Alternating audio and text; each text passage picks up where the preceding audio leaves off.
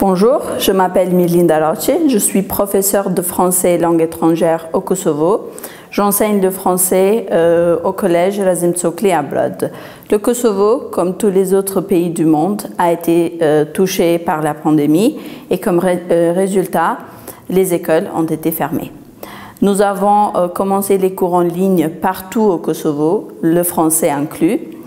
Les élèves étaient très intéressés d'apprendre le français et pour eux, apprendre le français en ligne, c'était une nouvelle façon. Nous avons utilisé la méthode Zoom qui est la mieux adaptée à nos besoins et la méthode Merci a été mise en ligne par la maison d'édition, donc les élèves ont pu consulter gratuitement le livre.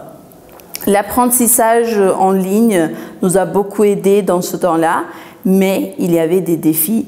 L'un des défis était l'absence physique à l'école. Ne pas être là, ne pas être en classe, c'était bizarre et c'était difficile de voir la réaction et la concentration des élèves. Un autre problème, c'était l'accès à l'Internet. J'enseigne le français dans une zone montagneuse où les habitants ont des mauvaises conditions financières et ils ont souvent des problèmes de connexion. Et par conséquent, les élèves n'ont pas pu accéder au réseau par manque des équipements technologiques. En dépit de ça, les élèves ne se sont pas découragés. Ils ont été très motivés, très engagés, très intéressés d'apprendre le français.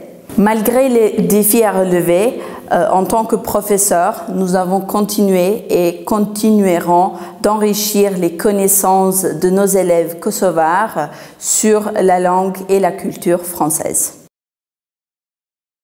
Bonjour, je m'appelle Kastriot. Je suis enseignant de FLE. Je travaille depuis 2004. Mais l'année 2020 nous a servi des situations et des choses pas très agréables. La pandémie et le confinement nous a obligés de trouver des solutions et des idées pour assurer l'apprentissage et l'enseignement du français. Heureusement, pour moi, ce n'était pas la première fois de donner des cours à distance. Mais pour mes élèves et pour leurs parents, c'était complètement abstrait. Pendant la pandémie, le ministère de l'Éducation nationale du Kosovo a pu assurer des matières basiques, mais pas de deuxième langue étrangère, comme par exemple du français. Alors, dans une situation comme ça, nous, en tant que professeurs de français, nous avons dû trouver des solutions pour garder le contact et pour assurer le cours du français.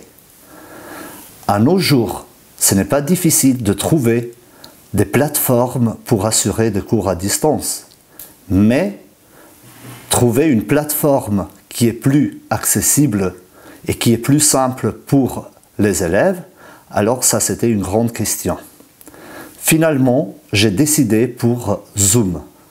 Les élèves, tout de suite, ils ont apprécié, ils ont aimé cette plateforme. Travailler de chez soi, c'est vraiment un défi, particulièrement quand nous sommes dans la famille, avec des petits-enfants. Garder le silence pendant des heures, c'est pas facile. Mais quand même, pendant la période de la pandémie, les élèves ont eu le contact le français et ils ont profité. Toujours avec des choses que nous n'avons pas pu réaliser dans la classe.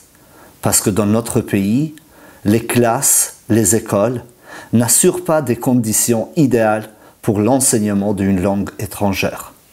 Alors là, c'était le moment idéal pour travailler sur des documents qui sont plus attractifs pour nos apprenants.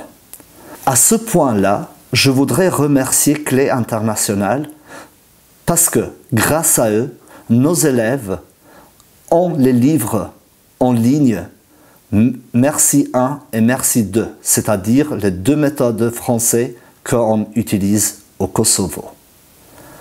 Avant de terminer, je voudrais ajouter que nous, en tant que le professeur de français, absolument, nous devons faire des efforts pour être plus créatifs, puisque les élèves apprécient le français. Et aussi, je voudrais dire que les parents doivent encourager leurs enfants de profiter au maximum pendant le cours à distance. Merci et bon courage à vous. Bonjour, je m'appelle Gazime Onka, je suis professeur de France langue étrangère. J'enseigne au collège Dardania et Jamal Mustafa à Pristina. Comme partout dans le monde, Kosovo aussi est touché par la pandémie. Et il y a beaucoup de restrictions qui se sont faites pour prévenir l'expansion de la pandémie. Une de ces restrictions, c'était la fermeture des écoles et la continuation d'apprentissage en ligne. Les classes où j'enseigne, c'est les débutants. Ça veut dire que pour mes élèves, le premier contact avec la langue française, c'est à l'école, en classe. Mais cette année, avec les circonstances, c'était grâce aux différentes plateformes.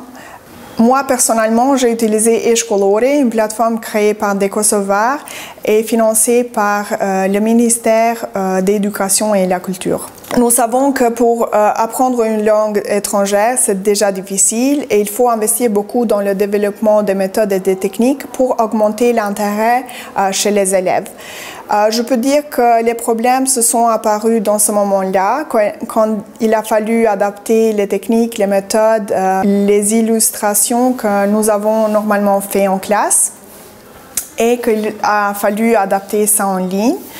Je peux dire que par des défis pédagogiques comme ça, il y a des autres défis aussi. Le défi technologique, ça veut dire que parfois nous n'avons pas le réseau d'Internet qu'on veut, parfois ça coupe, mais aussi au Kosovo, il y a encore des coupures d'énergie électrique.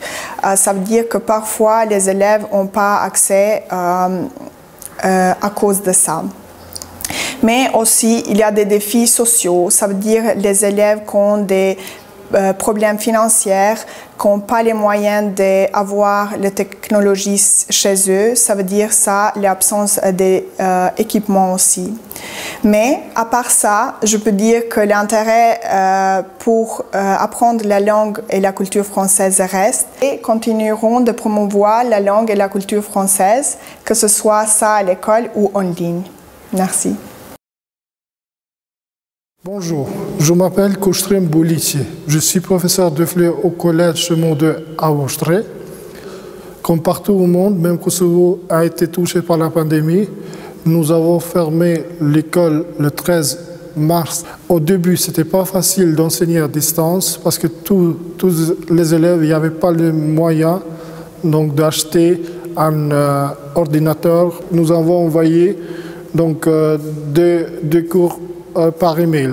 Donc, nous avons utilisé aussi des réseaux sociaux, comme par exemple Instagram, Facebook, pour donner des cours. On était obligé de communiquer avec les parents et avec les élèves, d'envoyer les horaires de cours en ligne. Vu qu'il y a des endroits qui n'ont pas de réseau Internet, accès à Internet, donc on avait plus de difficultés. Mais pour nous, c'était une nouvelle vie, on va dire, un nouvel travail, une nouvelle méthode de travailler en ligne.